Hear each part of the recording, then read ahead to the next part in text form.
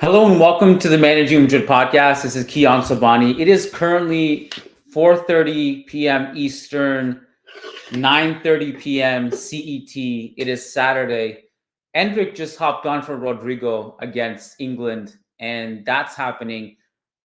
I'm I've called this a watch along, even though I'm not really sure if it's a watch along. It's more of just kind of a podcast that I wanted to get some points across. Nevertheless, I am live on YouTube right now, and I have England Brazil on in the background. I did not really watch this game, so because I just tuned in, and I know that Cruz had an assist not long ago, maybe like 25 minutes ago in the first minute, assisting Florian Wirtz, and I'm just kind of having the international games in the background, not really focusing on them too much, but having them there just in case something happens. I might react to it. I don't know. We'll see.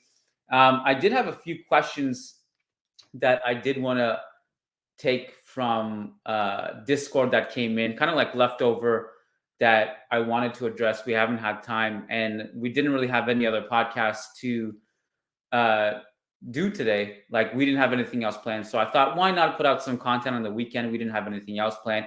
For those of you who tuned in yesterday on Faisal's channel, Lucas and I hopped on over there to talk about Manchester City. I thought it was a great conversation. Rodrigo, no. That wasn't even Rodrigo. I just remembered that Rodrigo actually came off in this game for Endrick, so I don't even know who that was. But for a split second, I thought it was Rodrigo the way he was dribbling. Um, so, Vinicius falls on the ground. Couldn't keep the ball in play. So yeah, if anything happens, I might react to it. Someone in the chat saying I'm waiting for Endrick to come in, but he has come in. Endrick's already on the field, so you might want to tune into that if you haven't already. That was actually Rafinha who took the shot, who looks nothing like Rodrigo. But for a split second, the way he was dribbling, I thought it was Rodrigo. Apologies to Rodrigo and everyone involved for mixing that up. Yeah. So there were a few questions that I wanted to take. Oh my god. See, the thing is, like, I'm watching this on mute, and I don't even know. I don't know what the commentary is or what the context is on every play that's happening. And again, I tuned into this game and it's 0-0, so I don't really know the background. But Gallagher had an unreal run just now, and then he got fouled. I was reacting to that. Yeah, just a disclaimer, because I've never done a quote unquote watch along before, I really have no idea what I'm doing. I don't know how to do this. This is completely me learning on the fly. Endrick just had a crazy touch. I can't, you know what? I'm not doing a podcast anymore. I might just be reacting instead to this game. Rashford's about to come on. All right, so bear with me. Like, I don't really know how to do this. I'm just kind of hanging out, I guess. And also, there's a Canada game right now, and that actually is like a game that means something because it's a playoff for the CONCACAF Nations League.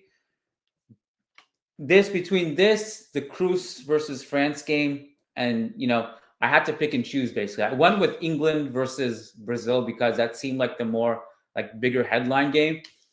But we're at a stage now where Rodrigo and Jude have both come off the field, and we have Vinny and Endrick now.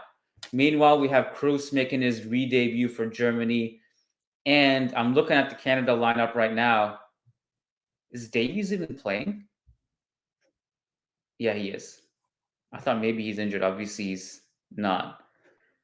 Yeah, maybe at some point I'll switch over to the Canada Trinidad game and see what's going on there. But I think that's more of a selfish interest and not really an interest for the viewerships who are tuning in. So, anyways, where was I when I lost my train of thought?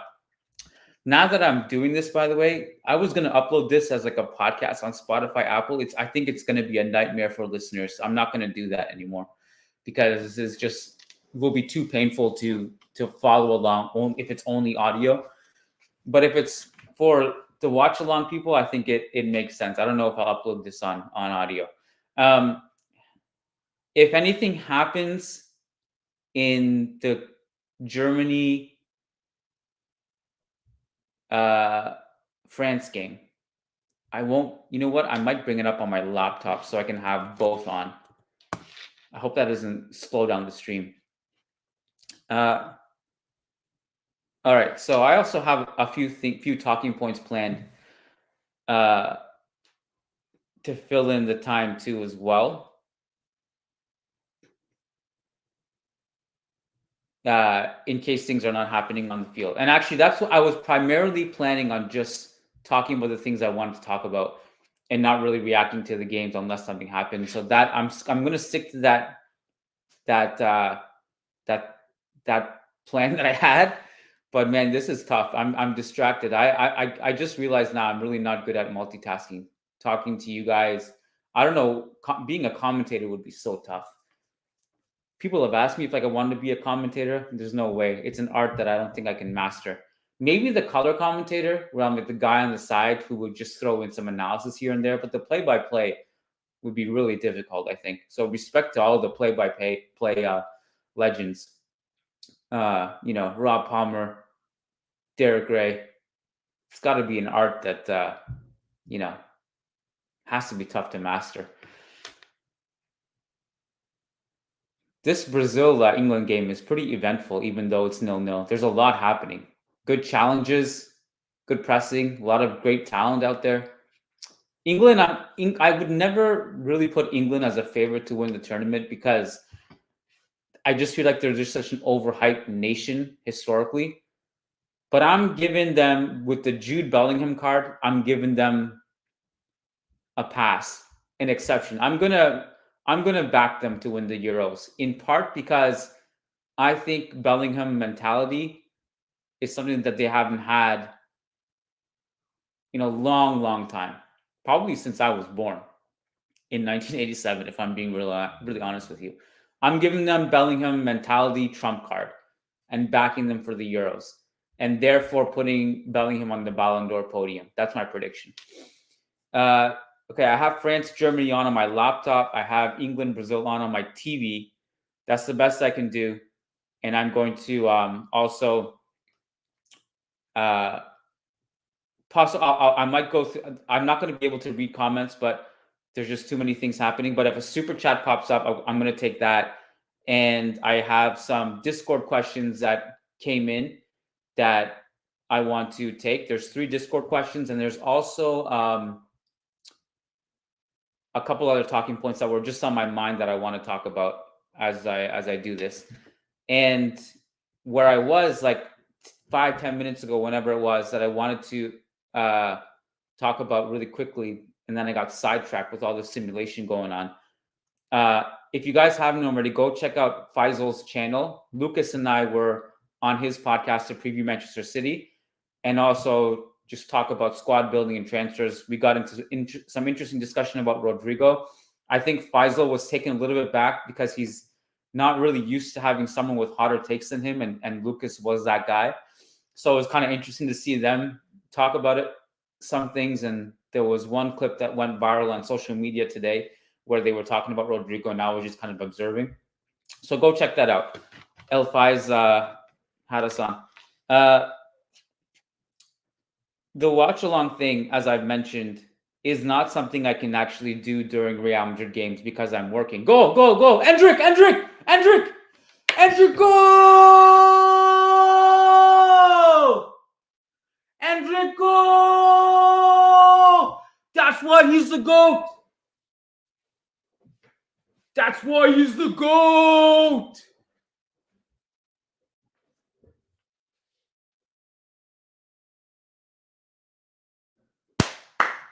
I didn't see the goal. I'm watching the replay now. I just saw him celebrating. Oh, he's going to be offside. I think they were both offside. I think both Vinny and Endrick were offside. Vinny and it was Vinny's shot. Saved. Endrick gets the rebound. I think they're both offside.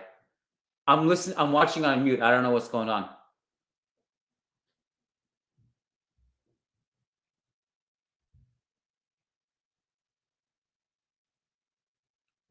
Is it going to be offside?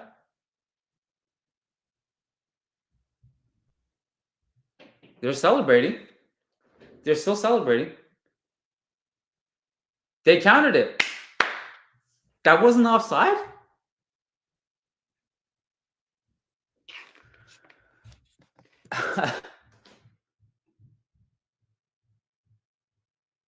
Okay. Endrick, baby. The start of something special.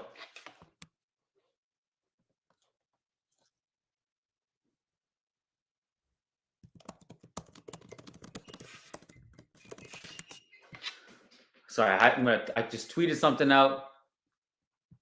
Got to get in on the Endrick hype train. All right, awesome.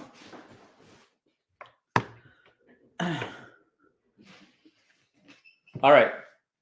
Yeah, this is not going to work as a podcast on Spotify or Apple. So this is only going to stay on YouTube. So Endrick puts Brazil up 1-0 against England. There you go. France, Germany is still 1-0. I think when England, Brazil ends and then we get to France, Germany halftime, it'll be much easier for me to get some talking points out.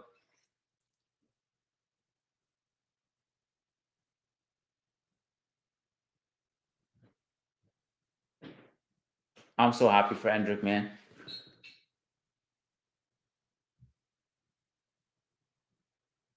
So that was Vinny and Endrick playing off the shoulder of England's defensive line. I don't know who put the pass in, but it's great to see that. A new era. All right. Guys, let me keep this moving as much as possible with as little dead audio space. So onside. See, look, so they put the graphic on just now. It shows that Endrick was onside. I thought when Vinny received the ball, he was offside. That's what I was reacting to. But I guess not. All right. So we're going to go through some questions that came in through Discord. And we're going to start. I have this all set up. It's on the screen now. Question from Zach. Zach says, how's it going? I'm going next month to Madrid to watch El Clasico with my brother. Could you guys recommend fun and cool things to do for us? We're staying for 6 nights and 5 days and have 3 full days to do things. First time visiting, so I have zero idea what fun, adventurous things we can do. So, this is a loaded question. It comes in every now and then. The first thing I would recommend is to Google Eduardo Alvarez managing Madrid. How to watch a game at the Bernabeu. And how to enjoy a match at the Santiago Bernabeu. It comes in 2 parts. There's a part 1 and part 2. It's a double article that Eduardo wrote on managingmadrid.com. And it's basically an incredible guide if you've never been to the Bernabeu before, how to behave, where to go, what to do before the game, what time to show up, which bars to go to before the game, how to behave during the game, what time to be in your seat, how long to stay afterwards. It's incredible, like, guide. It should actually be published as a bestseller, as this like mini pamphlet book of an idiot's guide to the Santiago Bernabeu as a Real Madrid fan. It's incredible. So Eduardo Alvarez, he is also, formerly of the managing Madrid staff, occasional guest on the podcast, well beloved. He's been a socio for 30 years at least, has had the same seat in the Bernabeu.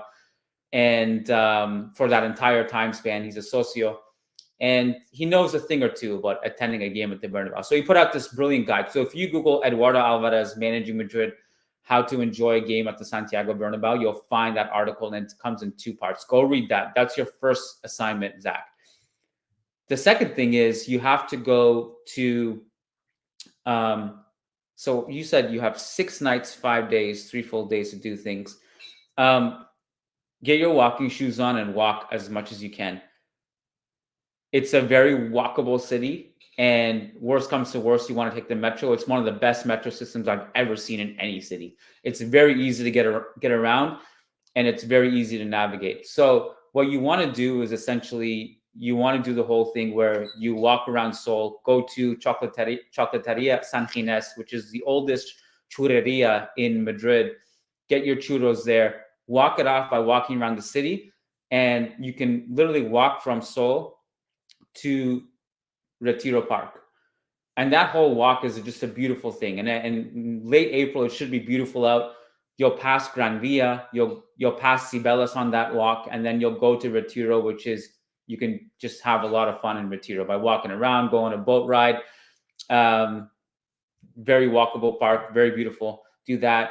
Go to this place called Templo de Debod, which is this cool place that gives you a great view of the city and the royal palace. And it's a gift that the Egyptians gave to Madrid. I'm not entirely sure what the cultural and historical significance of it is, but it's this cool thing you can see.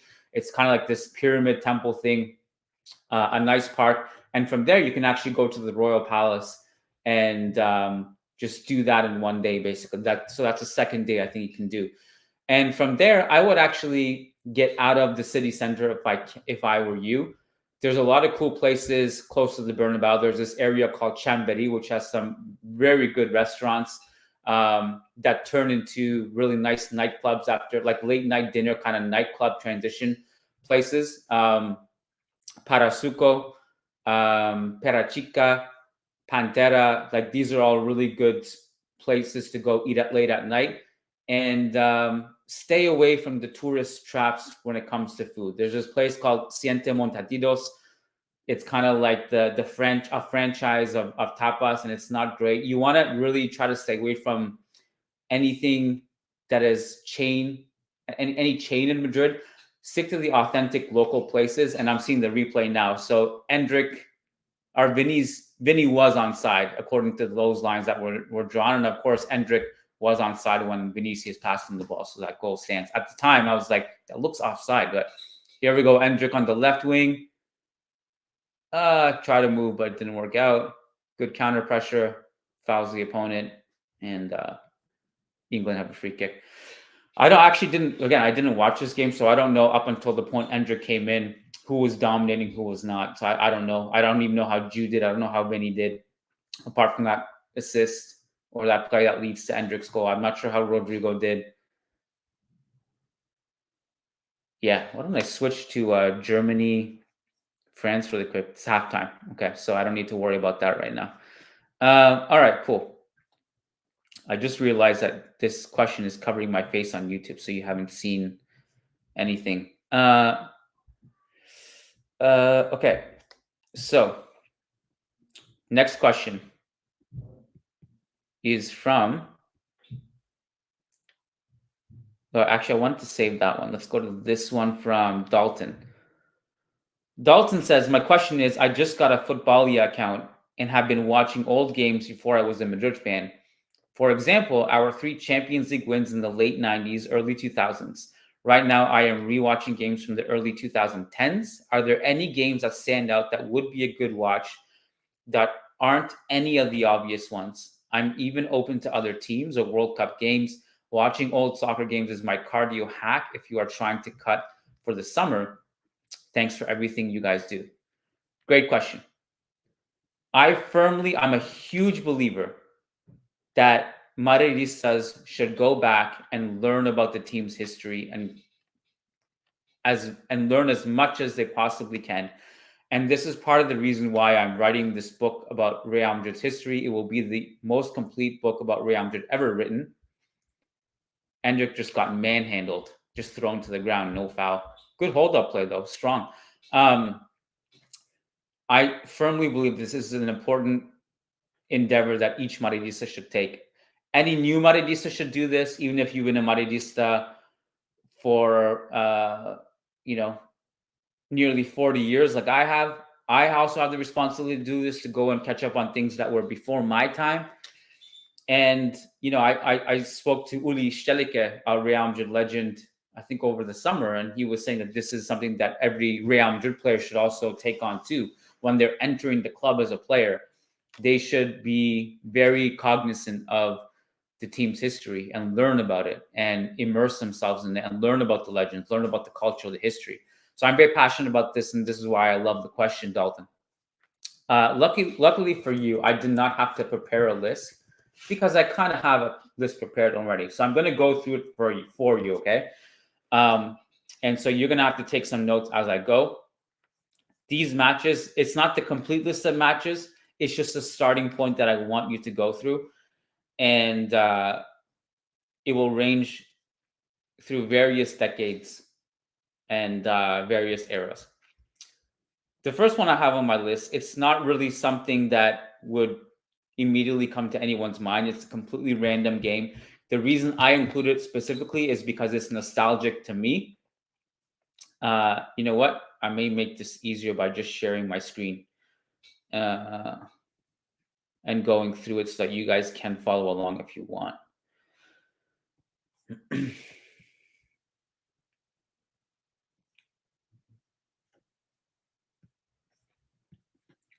Here's a doc I have. You guys can see how much of a nerd I am. So here are some historical Real Madrid matches and the notes I've taken. Real Madrid versus Lazio 2000-2001 season, the Champions League group stages. This one is random, but I want you to watch this because there was a time where Real Madrid were really fun to watch in that era where we had, and this is what you see here is Lazio's 11 that day. This is obviously the glory days of Lazio. Salas and Crespo up top in a 4-4-2. Nedved, Simeone, Veron, Castroman, Negro, Nesta, Couto, Pancaro. And they were a powerhouse back then. So Real Madrid, on the flip side, had a double pivot of Makaleli and Helguera, Luis Figo on the right. Who was on the left that day? It was McManaman, of course. So there was a time where we had McManaman on the left wing, Figo on the right wing, and it was epic to watch. Those two were just mesmerizing, tormenting defenses on both wings. And then you had Raul and Morientes up top. And it was really beautiful football. And if you watch this game, the reason I want you to watch this game is because I want you to see Luis Figo at his dribbling peak where he would dribble past players at will. And he gave Pancaro an absolute hell that game. So go watch that one. Really random, but it was fun. Real Madrid versus Real Zaragoza, 2006 Copa del Rey second leg. Big remontada. Go watch that. I'm going to go through these a little bit faster. Real Madrid versus Manchester United 3-1, 2003 at the Bernabeu. Both of these legs, this is the first leg, obviously. Both of these legs were historic and two of the greatest legs in Champions League history. This night, you will see the greatness of Zinedine Zidane, the greatness of Raul, as they just, and the team collectively toyed with Manchester United that night. This one, Real Madrid versus Valencia 2008 Supercopa, also known as, I believe this was, I think this was the Ruben de la Red game, if I'm not mistaken, where he scores from long distance. But I can't remember for sure. I'm pretty sure. But if I get that part wrong, forgive me. But I have this in my list for a reason. Bayern Munich 2004. This one is kind of random too, but you get to see another great Zidane game where he puts Bayern to bed with a 1-0 goal late in the second half. Real Madrid versus Barcelona, the Manita of 1995, also key because this was a historical performance from Michael Laudrup and Ivan Zamorano, who scored a hat-trick in this game. Go watch that. And also you see an incredible version of the Bernabeu. Brazil transition attack. Pass it to Endrick. Endrick, second goal, please, please. Oh, he missed it. Oh, that's the final whistle. Endrick nearly made it his second goal. That would have been epic. That was a great chance, man. Pickford comes up with the save. Brazil win. Beat England 1-0. And Endrick falling to his knees. Probably emotional because he just had a great cameo for Brazil off the bench.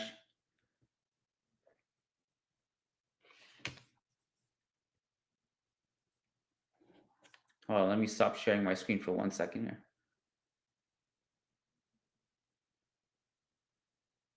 Is Endrick in tears? Vinny and Jude embrace with Rodrigo after the game. That's nice.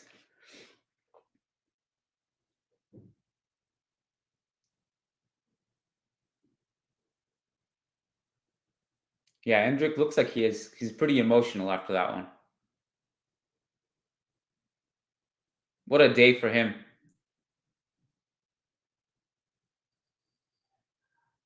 Things you love to see, man. Things you love to see.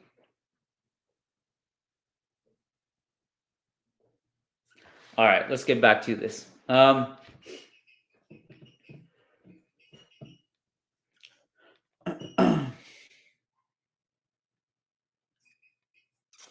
Where were we? So, as we continue down the list, Real Madrid versus Valencia at the 2000 Champions League final. Really, every single Champions League final should be rewatched because those are the apex games, the ones where everyone's watching. Real Madrid are put on the map. So I think I may have included all of the Champions League finals.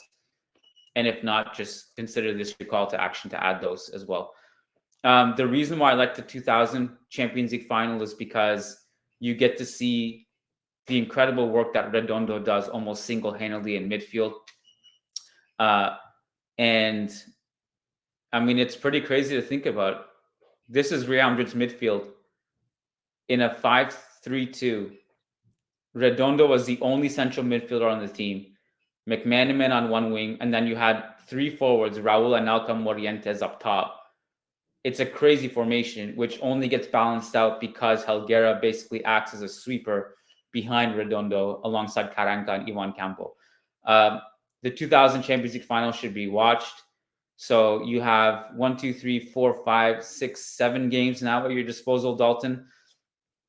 And then Real Madrid's 3-2 win at Old Trafford when they go up 3-0, and that's the Redondo Taconazo, obviously historic. I put Real Madrid versus Barcelona there in the 2006-2007 season because you get to see kind of like a weird transition of eras. So you had a young Lionel Messi with a past peak Ronaldinho and a younger Xavi Iniesta who hadn't really quite hit their peak yet. On the flip side, you had a young Sergio Ramos playing right back and older Roberto Carlos playing left back, getting tormented by a young Lionel Messi. You had Van Nistelrooy up top, Raul scoring a goal in that game, Guti playing very well. The prehistoric Mahamadou Diarra Emerson double pivot, and then Robinho on the left wing, who had a great game, but we don't really speak of him anymore because he's a terrible person. Next up, Juventus versus Real Madrid 2003 second leg. This one is a heartbreaker, and I'm sorry for everyone that I included this in the list because we actually played pretty bad. Guti, Zidane, Figo, Hierro, Cambiaso, Flavio all had bad games. I included this one because Makelele missed it, and this is kind of the premonition of you can kind of see how badly the team looked without Makelele in the team. I think he was suspended or injured in that game, and we just got dominated by a Juve side that I think was completely ahead of their time. Like if you airdropped Juve into this era, that Juve team, they would hold up tactically. They were very, very, very solid on both ends of the field. And it was also a painful one in part because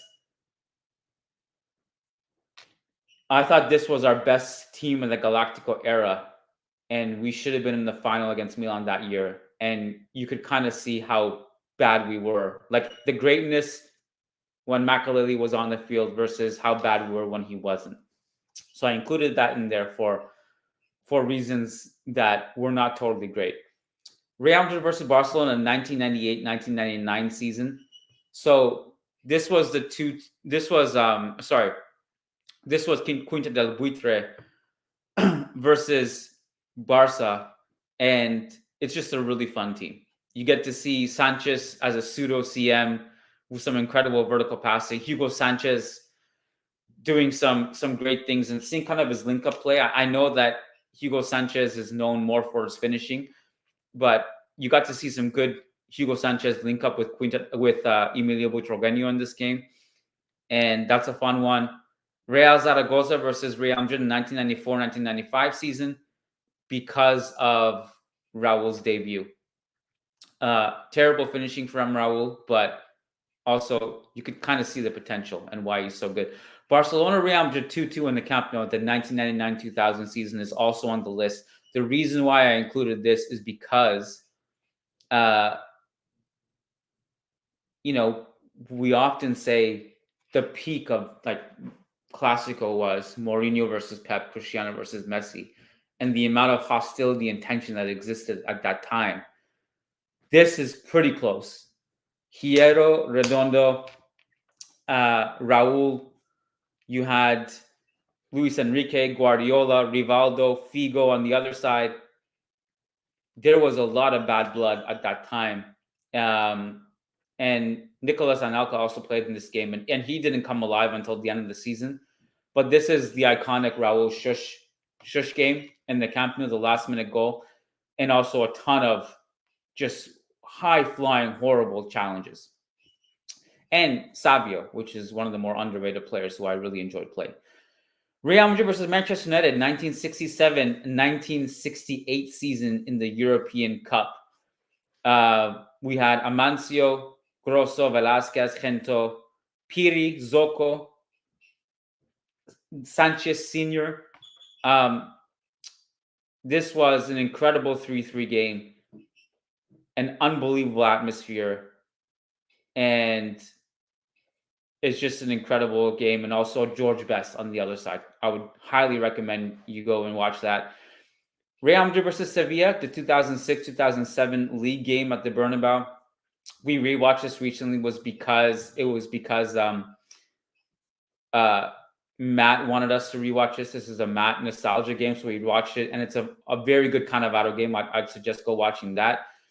Real Madrid versus AC Milan, the 1988-1989 semifinal. First leg, in part because it wasn't as bad. Second leg, they destroyed us. They gave us a manita, but the first leg, you can kind of see Quinta del Buitre versus Sacchi's Milan, which is very fascinating. Real Madrid versus Juve, Champions League final 1998. Peja Mihatovic, the very emotional goal. He scored the game winner. You get to see Zidane on the other side. You get to see Hierro versus Del Piero when Hierro was at his peak.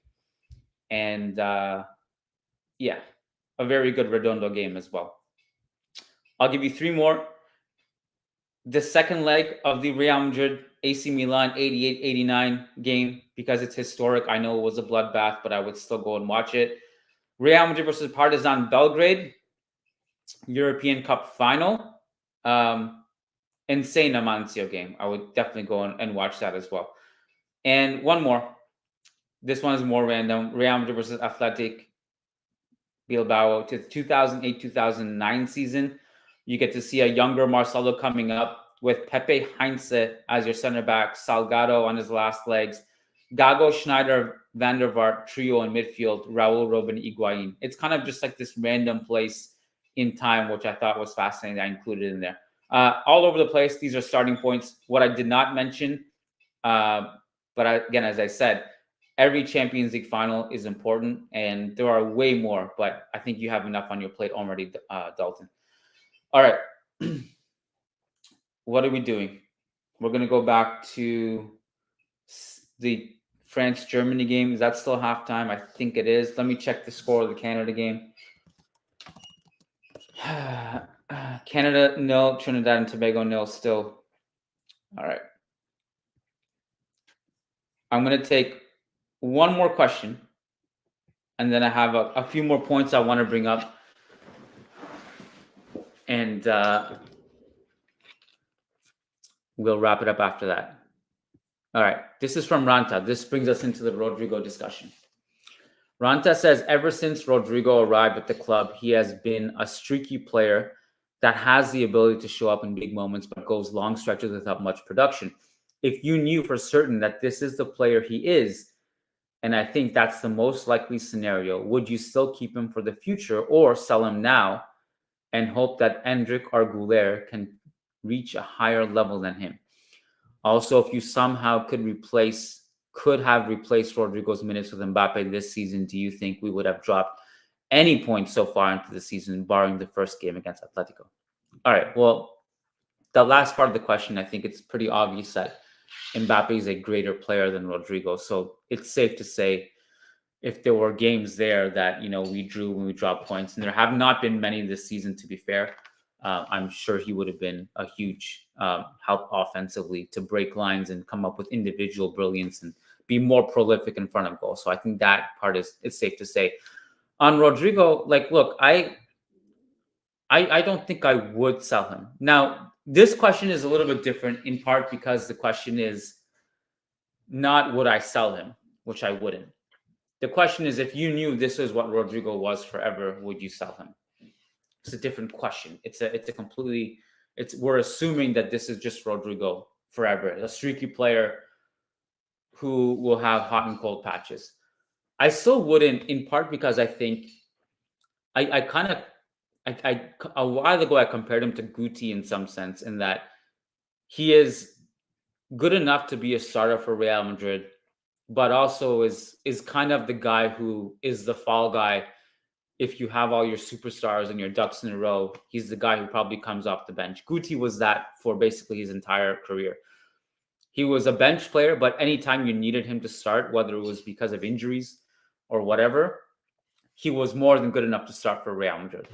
He had plenty of seasons where he came off the bench, but he also had a season where, he had to play striker for the majority of the season because we had injuries to Raul and Morientes, and he played just fine.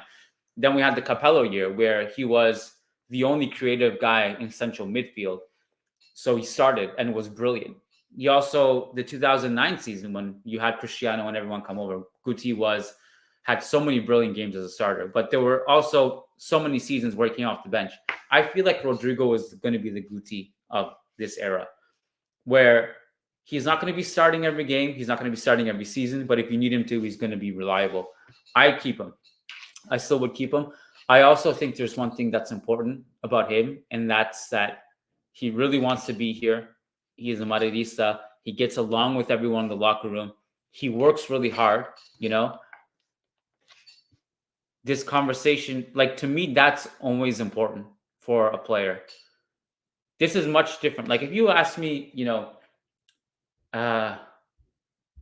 if I knew, if let's say Hazard was as good as Rodrigo in his Real Madrid career, which he clearly was not even close. But we're coming up with a complete hypothetical because the question is hypothetical anyway. But let's say if Hazard was as good as Rodrigo, and you asked me if you knew that Hazard, this is what he was, would you keep him for years? My answer would be no, because Hazard doesn't care the way Rodrigo does. He does not work as hard off the ball. He does not create space for others the way Rodrigo does. He does not press the way Rodrigo does. So the answer is no. But because it's Rodrigo, he is a Madridista. He has important immortal moments in our history. He's young. The answer to me is yes, I would keep him. That's where I stand on this. I don't know if there's anything necessarily for me to add on that particular discussion, but I wouldn't. The answer is no for me. All right. I don't have any questions left. Oh, Germany scored against France. It's 2-0. On my stream I must have needed. Hold on, let me just put the Germany game on my YouTube for 1 second here.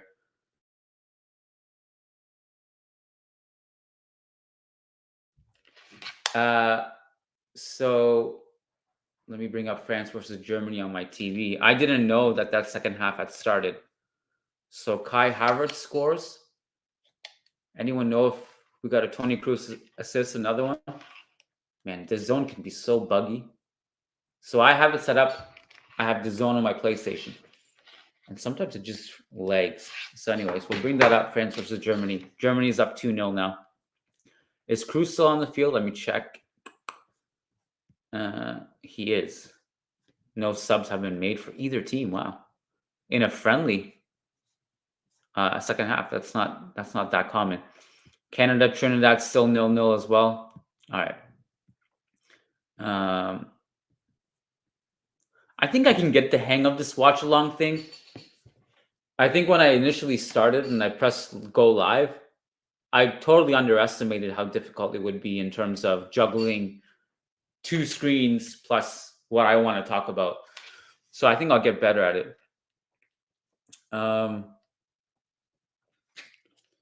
Right. I have a couple things that I want to talk about. First of all, we'll go in backwards chronological order. The Legends game today, the Corazon Classic, huge fan. I've been watching this every year for as long as I can remember. I get hyped up for it, mostly for nostalgic reasons. Today, we had some great touches from Zizou, as we always do. Raul, as we always do. Figo. Seedorf was awesome today. I have a couple things to note here. And actually, I got to wrap it up sooner than I thought because I something just came up. So I'm going to wrap it here. There was a couple more things I wanted to talk about. I'll save it maybe for Monday when I talk to Lucas.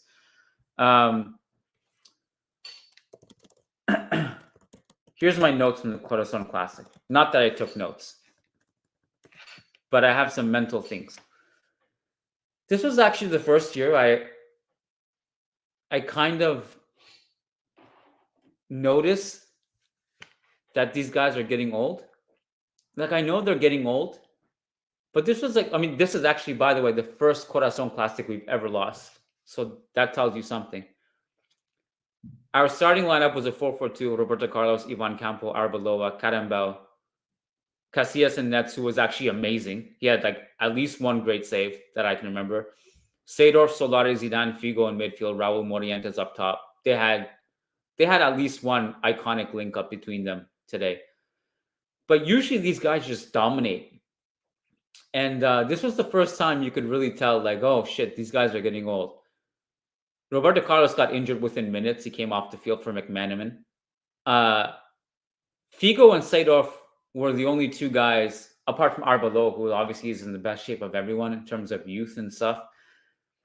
Figo and Seedorf were the only other two guys who actually could play the majority of the game. And I'm just watching Mbappe do some crazy dribbling. But I really felt like, oh shit, these guys are getting old. Zidane didn't even last until halftime. What I did think was cool was that in the second half, we had Baptista come on, Butragueño come on. I was blown away by Butragueño's touches. Like, the guy is so old, and the technical ability has not gone away one bit. Baptista came in, Alfonso came in. These guys just look older and older every year. Fernando Sanz, not the late great president. Pavon came in, Pacabuyo came in, Amavisca. It was kind of actually cool to see Amavisca, Baptista, and Figo really tried to, and Butragueño really tried to like get the remontada going.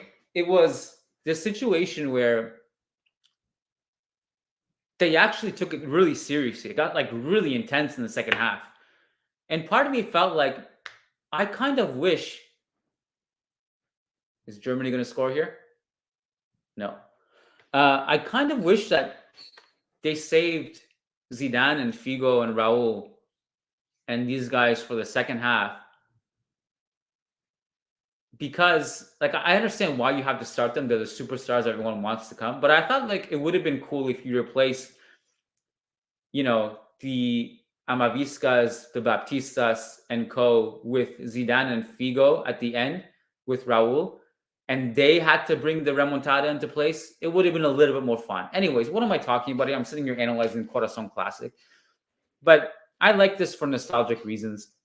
I've also always been a fan of just seeing these guys play. Like, if it were up to me in a perfect utopian world, when these guys retire from professional football, they actually go into a different league of professional football. It's still professional, but like, we get to see Messi versus Cristiano, Real Madrid versus Barca in a different, like, almost retired league. Was Zidane with all these guys, with Puyol, with Casillas. It's just something that I always like am fascinated by, to see these guys continue to play and see what level they're at, mostly for nostalgic reasons, if anything else. So those are my notes from the Corazon Classic. Seedorf looked awesome.